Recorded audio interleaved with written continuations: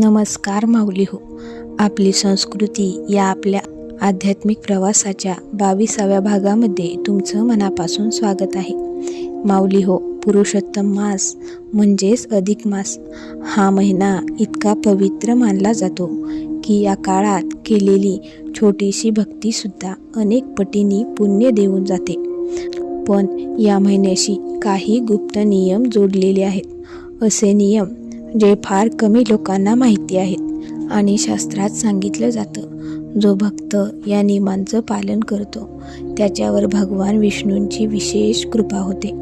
आजच्या या भागात आपण जाणून घेणार आहोत पुरुषोत्तम मासातील गुप्त नियम, कोणत्या चुका टाळाव्यात, कोणती कामं शुभ मानली जातात आणि एका भक्ताच्या जीवनात घडलेला चमत्कार.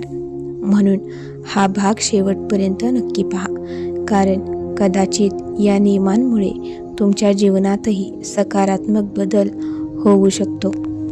माऊली हो, शास्त्रानुसार हा महिना भगवान विष्णूंना समर्पित आहे.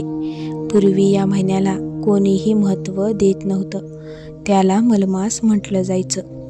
पण भगवान विष्णूंनी या महिन्याला स्वतःचं नाव दिलं आणि म्हणाले, आजपासून हा पुरुषोत्तम मास म्हणून ओळखला जाईल. म्हणूनच या महिन्यात भक्ती, दान आणि चांगली कर्म विशेष फलदायी मानली जातात. पहिला गुप्त नियम म्हणजे मन शुद्ध ठेवा. माऊली हो, या महिन्यात सर्वात मोठी पूजा म्हणजे मनाची शुद्धता. राग, द्वेष, खोटं बोलणं, अपमान या गोष्टी टाळाव्यात असं शास्त्र सांगतं. कारण जर मन स्वच्छ नसेल तर हजार पूजा करूनही फायदा होत नाही. दुसरा नियम म्हणजे सूर्योदयापूर्वी उठणं. पुरुषोत्तम मासात लवकर उठणं अत्यंत शुभ मानलं जातं. सकाळची शांत वेळ मन आणि आत्मा शुद्ध करते. शास्त्र सांगतं, ब्रह्ममुहूर्तात घेतलेलं देवाचं नाव अनेक पटींनी पुण्य देतं. तिसरा नियम म्हणजे तुळशी पूजा.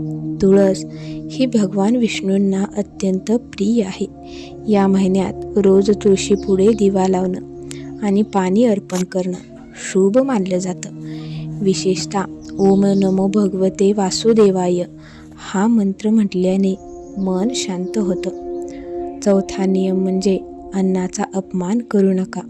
माऊली हो, या महिन्यात अन्नाचं विशेष महत्त्व आहे. अन्न वाया घालवू नका, भुकेल्याला नकार देऊ नका.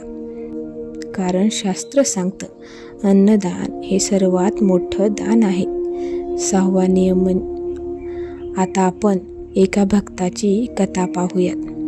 एका गावात गोविंद नावाचा तरुण राहत होता. तो खूप गरीब होता, पण विष्णूंवर त्याची श्रद्धा प्रचंड होती. पुरुषोत्तम मास सुरू झाला. गावातील लोक मोठमोठ्या पूजा करू लागले, पण गोविंदकडे काहीच नव्हतं.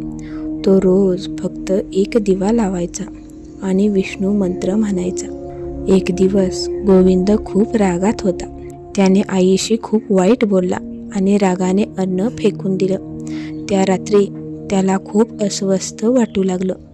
तो मंदिरात गेला आणि तिथे एक वृद्ध पुजारी म्हणाले, बाळा, भक्ती फक्त मंत्रात नसते, ती वागण्यात असते. गोविंदला त्याची चूक समजली. त्याने आईची माफी मागितली आणि दुसऱ्या दिवसापासून शांत राहू लागला. गरिबांना मदत करू लागला, तुळशी पूजा करू लागला, अन्नदान करू लागला. हळूहळू त्याच्या आयुष्यात बदल होऊ लागला. अधिक मासाच्या शेवटच्या दिवशी गोविंद झोपला होता आणि त्याला स्वप्न पडलं. स्वप्नात भगवान विष्णू दिसले. ते म्हणाले, बाळा, जो भक्त नियम पाळतो त्याचं रक्षण मी स्वतः करतो. सकाळी गोविंदला नवीन काम मिळालं. घरातील संकट कमी होऊ लागली. या महिन्यात आणखी काही गुप्त नियम आहेत.